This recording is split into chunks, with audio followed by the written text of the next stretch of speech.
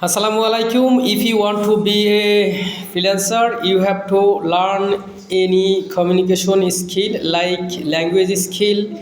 And first of all, you have to learn English language fluently because of if you want to contact with any foreign clients like USA, America, Australia, you have to contact with them, chat with them, talk with them in English because of English is the all international language, and most of the client use English when they contact with you.